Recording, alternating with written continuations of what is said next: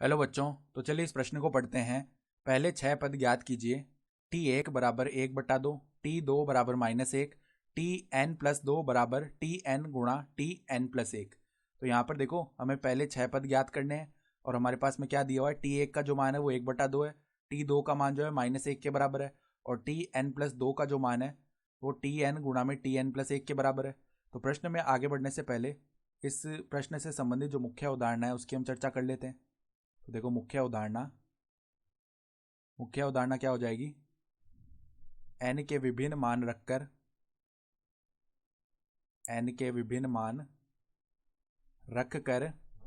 विभिन्न पद ज्ञात करना। ठीक है, ये करने वाले हम यहाँ पर। तो देखो हमें पहले छह पद ज्ञात करने हैं।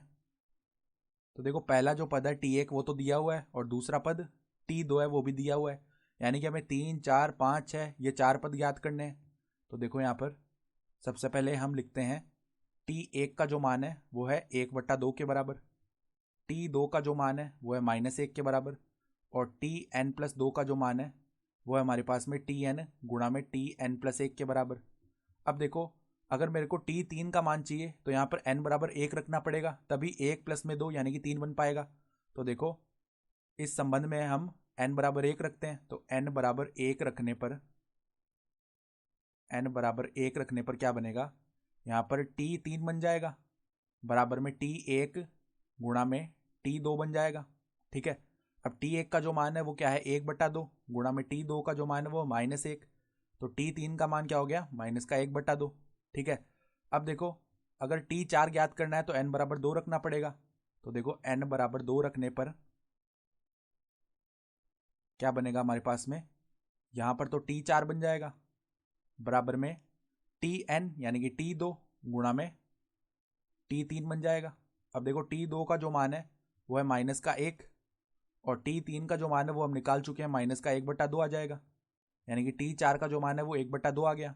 अब देखो t5 निकालने के लिए n बराबर 3 रखेंगे, तो n बराबर 3 रखने पर तो देखो t5 का मान क्या बन जाएगा, t5 बराबर में t3 गुणा में t4 बन जाएगा। अब t3 का जो मान है वो हम निकाल चुके हैं, -1/2 है और t4 का जो मान है वो है +1/2, यानी कि t5 का जो मान है वो आ गया -1/4। इसी प्रकार n बराबर 4 रखने पर छठवां पद आ जाएगा। तो देखो n बराबर 4 रखने पर क्या बनेगा, t6 बराबर क्या बन जाएगा, tn+1 गुणा में tn ये बनता है। तो देखो t4 गुणा में t5 ये बन जाएगा।